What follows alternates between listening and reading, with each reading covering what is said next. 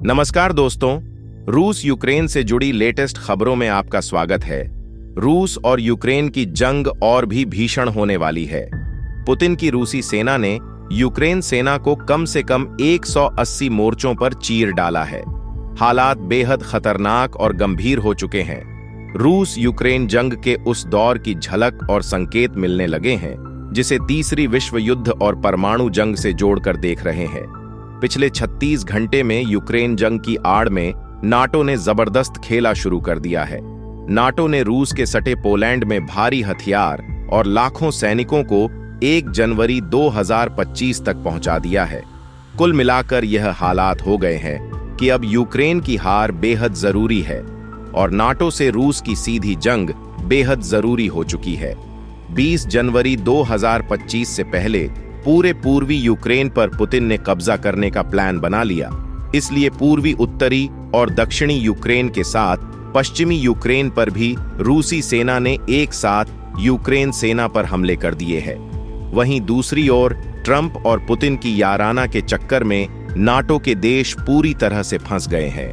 अब अमेरिका के बिना जर्मनी, फ्रांस, ब्रिटेन और पोलैंड ने ऐसी जंगी चक्रव्यूह रचा है जहां नाटो देशों पर रूसी सेना के हमले शुरू हो गए हैं। रूस के खिलाफ नाटो सैनिकों की जबरदस्त तैयारी पोलैंड और बाल्टिक देशों में शुरू हो चुकी है। नाटो देशों की पैदल सेना से लेकर भारी हथियार रूस से सटे नाटो देशों में पहुंच चुके हैं। नाटो के लाखों सैनिक, हजारों मिसाइल, सैकड़ों टैंक और तोप रूसी सेना पर हमला करने के लिए तैयार है। जबकि दूसरी तरफ जोरदार युद्ध के बीच नाटो देश के टॉप कमांडर और नेता एक के बाद एक मीटिंग कर रहे हैं।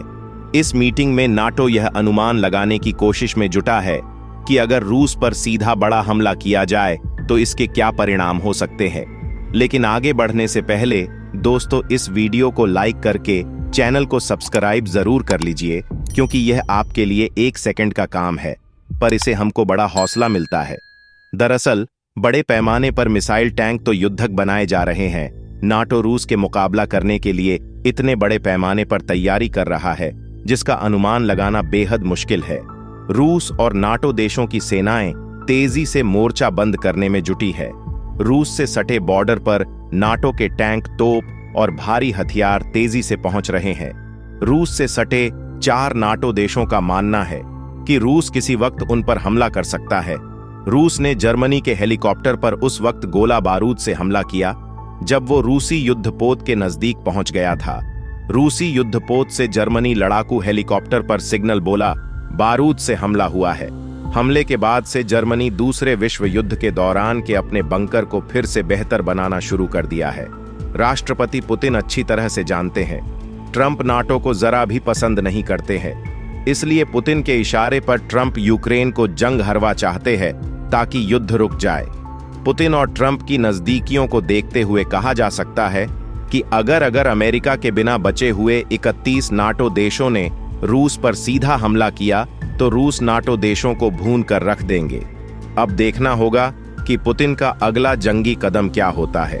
फिलहाल पुतिन जंग के असली खिलाड़ी साबित हो रहे हैं, जबकि नाटो अनाड़ी साबित हो रहा है, क्योंकि रूस लगातार ब्लैक सी के जरिए यूक्रेन की घेराबंदी करने में जुटा है। ब्लैक सी में रूस ने जंगी जहाजों का जखीरा खड़ा कर दिया है, जिससे यूक्रेन की परेशानी बढ़ गई है। रूस ने यूक्रेन के 3 शहरों पर विध्वंसक प्रहार किया। यूक्रेन के इन शहरों पर रूस ने एक साथ 50 ड्रोन से हमला किया है। रूस और यूक्रेन की जंग बेहद विनाशकारी स्तर पर पहुंच चुकी है। ना ही रूस रुकने को तैयार है, ना ही यूक्रेन झुकने को तैयार है। अमेरिका के निर्वाचित राष्ट्रपति डोनाल्ड ट्रंप भले ही बार बार यह दावा कर रहे हैं कि वो जंग को रुकवा देंगे, जंग को रोकने की कोशिश करेंगे, लेकिन उससे पहले दोनों ओर से हमले नहीं रुक रहे हैं। रूस ने यूक्रेन पर 50 ड्रोन तागे, जिसमें से यूक्रेन की सेना ने 29 ड्रोन को तबाह कर दिया। पुतिन की सेना ड्रोन हमले के जरिए कीव, खरकीव और पोल्टावा इलाके को लाना चाहती थी, लेकिन रूस की सेना जितना नुकसान यूक्रेन का करना चाहती थी उसमें वह कामयाब नहीं हो सकी। लेकिन इतना जरूर है कि रूस की ओर से यूक्रेन पर गाइडेड मिसाइल से हमला किया गया। इतना ही नहीं, रूस के आसमानी बमबारी में यूक्रेन को काफी नुकसान हुआ है। रूस यूक्रेन पर लगातार दबाव बना रहा है, जिससे अगर बातचीत के टेबल पर आना भी पड़े तो रूस का पलड़ा भारी रहे। यही वजह है कि रूस लगातार यूक्रेन पर दबाव बना रहा है। रशिया और यूक्रेन के बीच का युद्ध परोक्ष रूप से महाशक्तियां ही लड़ रही है, और जब तक यूनाइटेड स्टेट्स ऑफ अमेरिका किसी संवाद के लिए तैयार नहीं होता, तब तक यह किसी तरीके का सीज फायर संभव नहीं है। लेकिन डोनाल्ड ट्रंप के एडमिनिस्ट्रेशन के दौरान अब अमेरिका बातचीत के लिए तैयार है। इस वजह से अब इस युद्ध में एक सीज फायर की संभावना बनती दिखाई दे रही है। दोस्तों, आज की वीडियो यही समाप्त करते हैं। लेटेस्ट खबरों के लिए चैनल को लाइक और सब्सक्राइब करें। धन्यवाद।